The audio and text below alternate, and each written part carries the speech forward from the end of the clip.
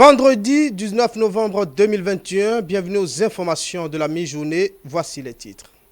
Audience au cabinet du président de la Cour constitutionnelle ce jeudi, des invités de marque qui tiennent au développement de la Commission béninoise des droits de l'homme. Les précisions sont à suivre.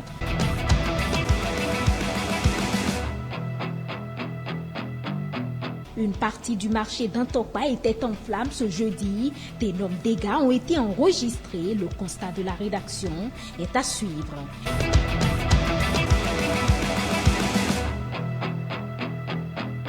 Et puis cérémonie de décoration de la présidente de la Haute Cour de justice et de deux de ses collaborateurs. Séance présidée par la grande chancelière de l'Ordre national du Bénin.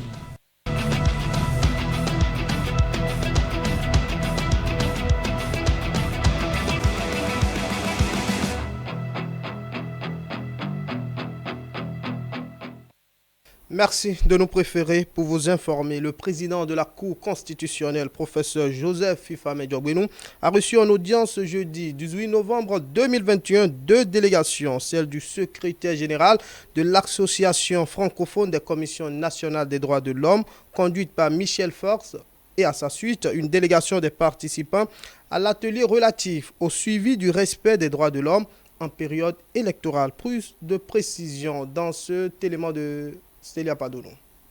Le secrétaire général de l'Association francophone des commissions nationales des droits de l'homme au cabinet du président Joseph Diogbenou. Au menu des échanges, l'évaluation de la Commission béninoise des droits de l'homme pour voir si la loi qui la refonde est conforme aux principes de Paris, de même que sa probable accréditation de nouveau aux Nations Unies dans les tout prochains jours. Je suis là dans le cadre d'une double activité, un atelier que nous avons monté avec nos homologues francophones sur le rôle des INDH dans les processus électoraux. Et donc nous partageons avec les homologues venant de pays d'Afrique francophone les bonnes pratiques, les expériences, avec l'idée de tirer des leçons et de permettre à d'autres homologues, d'autres pays de faire mieux que ce qu'ils font à l'heure actuelle dans ces périodes qu'on connaît, qui sont des périodes souvent troubles. Et puis la deuxième activité qui va commencer la semaine prochaine, et c'était un peu le sens de ma visite au président, était l'accompagnement de la renaissance de la Commission béninoise des droits humains, qui va être examiné prochainement par les Nations Unies et qui, je l'espère, va retrouver le statut A qui lui permet d'être conforme aux principes de Paris. Ce renouveau de la CBDH va donc impliquer des séries de rencontres avec des membres des institutions et du gouvernement et aura pour finalité l'élaboration d'une stratégie de développement de la commission en vue de la rendre indépendante. L'hôte de Joseph Diogbenou s'est dit satisfait des échanges. J'ai été personnellement très frappé par l'engagement personnel du président de la Cour constitutionnelle, sa connaissance du dossier, le fait qu'il prenne de son côté des engagements sur lesquels on ne dira rien aujourd'hui, mais qui est poursuivi de discussions plus personnelles avec le président Kapochichi. Il y a à la fois une compréhension des exigences que la Commission rencontre à l'heure actuelle, et en même temps une véritable assistance qu'on peut attendre de la part du président de la Cour pour faire, à la mesure de ses moyens et dans le rôle qui est le sien, eh bien, le travail complémentaire d'assistance, de plaidoyer auprès du gouvernement pour que la Commission bénéficie de l'ensemble des prérogatives, des moyens et des ressources lui permettant d'exercer en toute indépendance les missions qui lui sont confiées. Ce même jeudi 18 novembre, le président de la Cour constitutionnelle a reçu une délégation des participants à l'atelier relatif au suivi du respect des droits de l'homme en période électorale qui se tient au Bénin. Délégation conduite par la présidente de la Commission nationale des droits de l'homme de la Côte d'Ivoire. Nous sommes venus voir le président de la Cour constitutionnelle pour lui faire nos civilités, féliciter le Bénin pour son entrée au Conseil des droits de l'homme pour les sessions 2022-2024. Féliciter également le Bénin parce qu'aujourd'hui même, la Commission béninoise des droits de l'homme a été acceptée comme membre affilié à la Commission africaine des droits de l'homme et des peuples. Et profiter pour faire un plaidoyer auprès du président pour lui demander d'intercéder auprès des autorités budgétaires et financières pour que l'institution béninoise en charge des questions des droits de l'homme, qui a un mandat très large, ait les moyens de ses actions. Soit cette entité-là opérationnelle au bénéfice de toutes les populations béninoises. Des plaidoyers à l'endroit du président de la Cour constitutionnelle et des autorités à divers niveaux pour une commission béninoise des droits de l'homme plus indépendante et efficace. Incendie ce jeudi 18 novembre 2021 au marché d'Antokpa. Un énième cas causant assez de dégâts matériels. Des sacs de maïs, des ustensiles de cuisine et autres sont partis en fumée. Reportage Mathieu Bokor, Shedrack Denalé, Bonaventure à l'Oignon. Voici ce qui reste des marchandises de Dame Gisèle. Autrefois détentrice d'un magasin de plus d'une centaine de sacs de maïs et de céréales, elle a en quelques secondes tout perdu. Et pour cause, tout est parti d'un incendie enregistré au marché d'Antokpa dans la nuit du mercredi au jeudi. Arrivée sur les lieux, il ne reste que ces débris qu'elle tente de récupérer. Sur le visage, sentiment de désolation.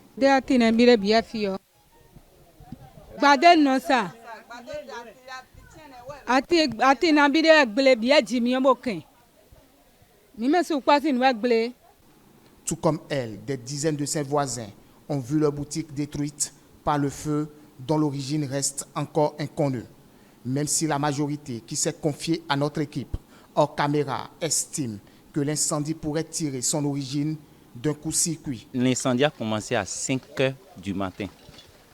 Et puis, subitement, on a entendu olé, olé, olé. Nous, c'est quelqu'un qui a volé. Et c'était les bonnes dents qui balayaient le marché, qui ont commencé par crier. Qu'est-ce qui s'est passé? C'est le feu. Et soudainement, nous sommes venus voir. Le feu a déjà pris une bonne partie, là où nous sommes actuellement. Et on a commencé. Heureusement que la pluie a eu plu dans la nuit là. Pas de pertes en vies humaines, seulement que les dégâts enregistrés sont énormes. Grâce à la vigilance des sapeurs-pompiers, le feu a été maîtrisé. Ils étaient au nombre de 6 ou bien 7 à venir avec leurs tuyaux. Et puis on a essayé de maîtriser le feu. Et non, il n'y a pas eu de mort, mais il y a eu des blessés. Sur les enfants, c'est-à-dire les jeunes garçons qui ont essayé de maîtriser le feu avant que les sapeurs-pompiers ne viennent, ils se sont, blessés. C'est-à-dire, avec le feu les a fait chaud là. Un énième incendie au marché d'Antokpa, situé en plein cœur de Cotonou, ville économique.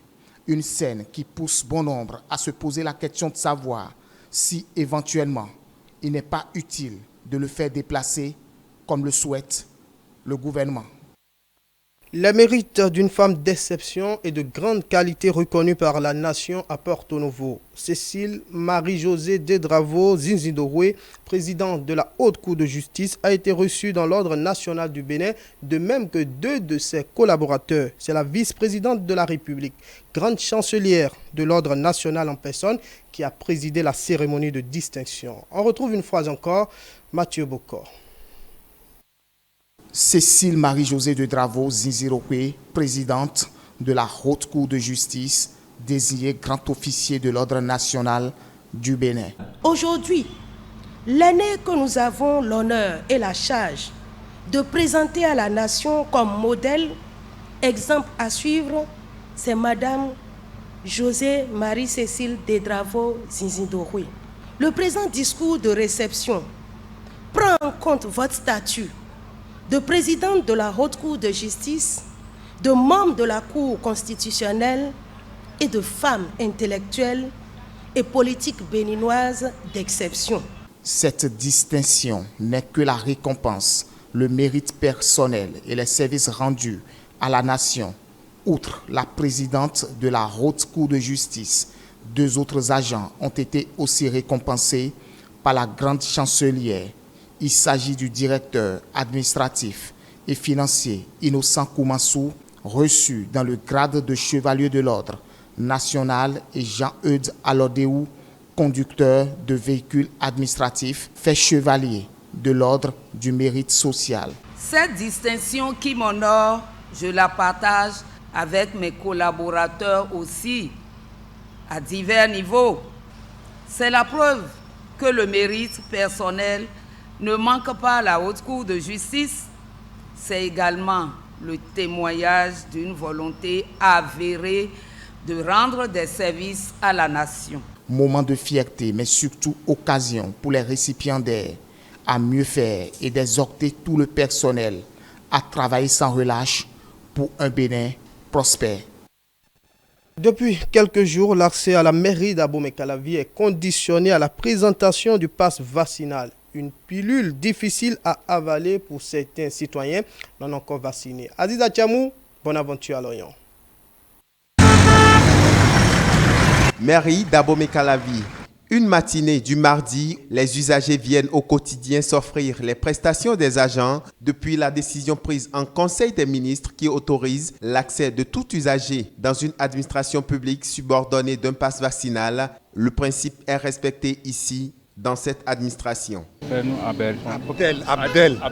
Oui. D'accord. Et votre carte d'identité.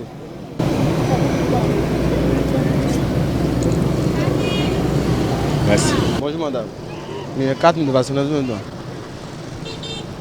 C'est une décision qui visiblement ne reçoit pas l'assentiment de tous les visiteurs, à l'image de cet usager interdit d'accès pour non-présentation de son passe vaccinal. C'était pour prendre quelques renseignements pour renouveler ma carte, ma pièce d'identité. On me demande d'abord de présenter le passe vaccinal avant d'avoir accès à la mairie. Franchement, ça dit n'importe quoi. Parce qu'il va falloir donner une certaine liberté aux citoyens. Bon, nous serons obligés de rentrer chez soi et de réfléchir autrement. En attendant de réfléchir autrement, certains parmi eux qui se sont conformés pensent que cela devrait être un impératif pour chaque citoyen. Je suis venu faire le retrait de l'acte sécurisé de ma fille. Juste on m'a demandé si j'ai fait la vaccination. J'ai montré. Bon, quand j'avais vu l'affluence au portail, là, je me suis dit certainement que c'est la présentation de la carte de vaccination là, qui sont en train de demander quoi. Moi j'avais déjà apporté, je sors avec tout le temps. Dès que j'ai montré, ils m'ont demandé ma carte d'identité. Bon, j'ai montré les deux et ils m'ont dit de passer. Je suis venu pour payer les frais domaniaux. À l'entrée, on m'a demandé ma carte d'identité et le pass sanitaire. Vous savez, le problème de santé est un problème personnel. Chacun le conçoit comme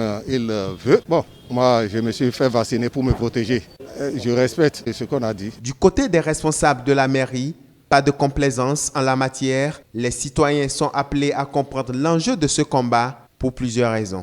Pour ce que je peux dire du contrôle du pass vaccinal, je sais que le portail est fermé hermétiquement et l'entrée est subordonnée à la présentation du pass. Et c'est ce qui se fait depuis la date du 25 octobre. Donc ça va se poursuivre ainsi. Il y en a toujours qui pensent que la vaccination c'est pour leur faire du mal, alors que c'est tout à fait le contraire. Ça les protège et ça leur évite la forme grave de la maladie. Donc, les encourager à aller se faire vacciner dans les centres qui sont prévus, notamment le centre de l'hôpital de zone et le centre de santé de Kota, qui sont disponibles pour accompagner l'opération de vaccination. C'est désormais donc le mot d'ordre. Cette opération de contrôle du pass vaccinal qui donne accès à la mairie d'Abomey-Calavi, comme toute autre administration publique, n'est pas la seule condition sine qua non. Celle du lavage systématique des mains à l'eau et au savon n'est pas du reste. Un dernier élément pour mettre fin à ce journal de la mi-journée. La reprise des classes rime avec le démarrage des activités au sein des cantines scolaires dans les écoles primaires publiques. Une équipe de la rédaction a été à l'EPP Soin-Roux de Parakou pour le constat. Dieudonné Babatoune, Boris Arisso. Nous sommes ici à l'école primaire publique de Soin-Roux dans le 3e arrondissement de la municipalité de Parakou. C'est l'une des écoles pilotes du programme des cantines scolaires instauré par le gouvernement du Bénin. Du côté de la cuisine, les bonnes dames s'affairent pour que le repas soit prêt à temps. Il est 11h45 et les bonnes choses commencent par se préciser. Toute l'organisation de service est mise en branle pour le déjeuner. À partir de 11h40, les cuisinières, elles transportent le repas de la cuisine vers les salles.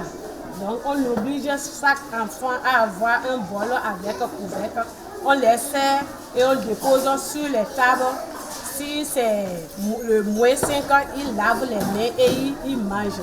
Mais quand les femmes ont fini de préparer avant 11h50 comme ça, on essaie de déposer la nourriture sous les table là et on continue d'abord avec les activités pédagogiques. Et c'est quand on finit maintenant les activités pédagogiques qu'on dit de prendre le repas et de manger. Pendant que les uns se font servir, les autres attendent tranquillement et patiemment leur tour. Preuve de la rigueur dans le dispositif mis en place par les responsables de cette école. Ici, plus de 500 écoliers du CI au CM2 bénéficient de ce repas dont l'importance n'est plus à démontrer. La cantine a une grande importance ici à Soin-Roux, puisque la majorité des élèves viennent des maisons éloignées, Bakou-Parou, à plus de 12 km d'ici, à plus de 8 km. La plupart restent à l'école à midi, donc ils ne rentrent plus. Donc à midi, là, ce repas-là leur permet d'avoir le repas du midi afin de pouvoir suivre les activités du soir. Or, avant là, s'ils rentraient, ils restaient ici sans manger, à partir de 15h30, 16h là, on voit que ces enfants-là somnolent en classe, ils dorment et ne suivent pas activement les activités pédagogiques. Donc, moi, je dirais que sur ce point-là, la cantine a beaucoup aidé. Les cantines scolaires sont un programme participatif. Le gouvernement, par le biais de ses partenaires, apporte les vivres et les parents d'élèves contribuent de manière forfaitaire à la pérennisation de l'activité. Quand on dit cantine, la souscription qu'on donne là, ce n'est pas pour l'enseignant, ce n'est pas pour le directeur, mais c'est pour leurs enfants. Donc on va les demander toujours de participer. C'est ce qu'on peut leur demander. Puisqu'on ne peut pas forcer quelqu'un, donc on va essayer toujours de les sensibiliser pour qu'ils puissent payer leur participation. Instauré par le gouvernement du Bénin pour lutter contre la déperdition scolaire et améliorer le taux de fréquentation des écoles, surtout dans les zones reculées, le programme des cantines scolaires suit son cours depuis plusieurs années et devrait s'étendre à beaucoup plus d'écoles pour le bonheur des petits écoliers. Ainsi se referme ce journal. Merci de l'avoir suivi. Merci également à toute l'équipe technique conduite par Saint-Tiche Ronsard. Retrouvez-nous sur nos différentes plateformes digitales. www.etelebene.com. Sur YouTube, Facebook, tapez tout simplement dans la barre de recherche Etelebene. Etele, avec vous, pour vous. Prochaine édition du journal présenté, 19h avec Grâce Avaligbe. À bientôt.